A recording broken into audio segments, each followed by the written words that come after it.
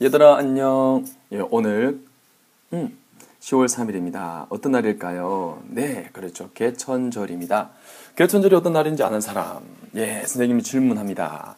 자, 한번 조사해보고 다음 시간에 선생님께 자세하게 설명해주는 사람에게는 선생님이 선물을 주겠습니다. 자, 그럼 오늘 공부할 내용을 들어가 볼까요? 자, 5. 실학의 등장과 사회개혁의 노력.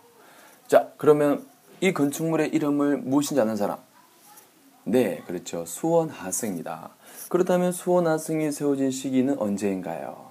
그렇죠. 정주 임금 때 세워졌습니다. 수원하승을 세우는데 사용된 것으로 무거운 것을 쉽게 들어올릴 수 있도록 만들어진 기계 이름 뭔지 아십니까? 뭘까요? 그렇죠. 거중기, 그리고 농로입니다. 거중기와 같이 조선 후기의 실생활에 도움이 될 수 있는 것들을 만든 사람은 어떤 사람들이었을까요? 기술자, 학자, 그런 사람들을 실학자라고 하였습니다. 자, 그럼 지금부터 선생님과 함께 공부에 들어갑시다.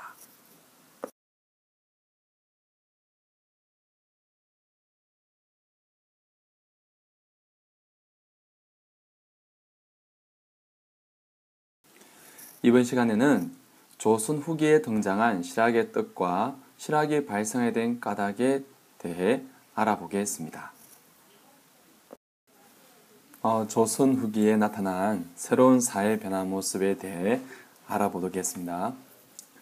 임진왜란과 병자호란 두 전란으로 인해 백성들의 삶이 어려워졌기 때문에 농민들이 나라의 사회개혁을 요구하게 됩니다. 당시 학문은 실생활과 관련된 것보다는 이론이나 유교, 예법에 치우쳐 있었기 때문에 백성들이 잘 사는 부강한 나라를 이루기 어려웠습니다.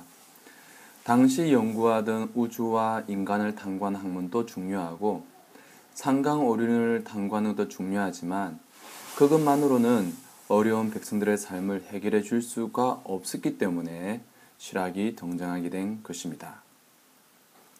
신분제가 유지되어 백성들은 신분의 차별을 받게 되었고요. 관리들의 부패와 당쟁으로 백성들의 삶이 힘들었습니다. 당시 상황을 한번 그림으로 살펴보도록 하겠습니다. 두 양반이 보이죠. 그리고 그 밑에 순종하는 평민의 모습들. 이 당시 모내기법으로 인하여서 땅이 많은 사람들은 더 많이 부유하게 되지만 땅이 없는 사람들은 소작농, 다른 땅을 소작하면서 살아가게 되는데요. 이처럼 있는 사람들과 없는 사람들의 차별이 많아지게 되고요. 가난한 사람들은 더 가난해지게 되는 그러한 어려움을 또 겪게 된답니다. 이어서 실학의 뜻과 실학이 발생하게 된 까닭에 대해서 알아보겠습니다. 실학은 실생활에 도움이 되는 것을 연구하는 학문이었습니다. 실학을 연구한 학자들은 새로운 사회를 꿈꾸었던 개혁적인 학자들이었는데요. 실학을 연구했던 학자들이 추구했던 나라는 백성들이 잘 사는 나라, 부강한 나라였습니다. 그러면 이 네모 상자에 안에 있는 것을 한번 같이 한번 읽어보도록 하겠습니다. 조선 후기 전쟁으로 인해 백성들의 삶이 어려워졌다. 그러나 당시 학문은 이론과 예법 논쟁에 치우쳐 실생활에 도움을 주지 못하였다. 새로운 서양 문물을 접한 실학자들은 실생활에 도움을 줄 수 있는 학문 연구가 필요하다는 것을 깨닫게 되었다입니다. 이처럼 토지 제도의 개혁이라든지 신분 차별의 철폐, 바른 정치를 위한 관리들의 노력 등을 주장하게 되는데요. 이어서 당시 실학자들이 어떤 주장을 하게 되었는지, 즉 백성들의 어려움을 해결하기 위한 실학자들의 노력에 대해서 알아보겠습니다.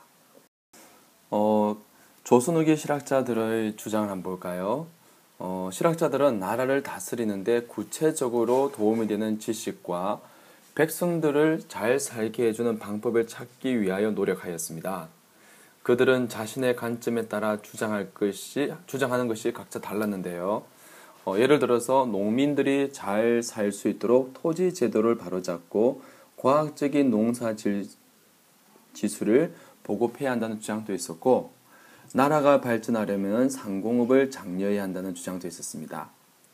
또 우리 것에 대한 연구를 힘써 해야 한다는 것도 있었고요.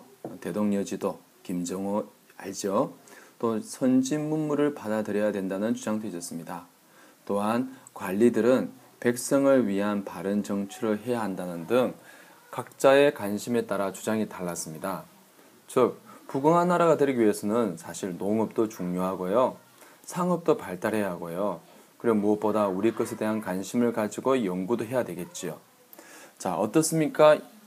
여러분, 이처럼 조선 후기의 실학자들의 주장이 오늘날 우리가 살아가는 이 시대의 주장과 비교해 봤을 때 약간 시대적 상황은 다르지만 항상 어느 시대를 막론하고 그 각 시대마다 나라가 잘 살기 위해서 지도자들이 노력했다는 것을 우리는 확인해 볼 수가 있습니다.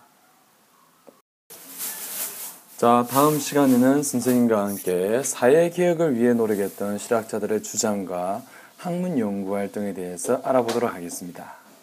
좋아요. 오늘 하루 잘 보내고 그럼 내일 수업 시간에 봅시다. 안녕.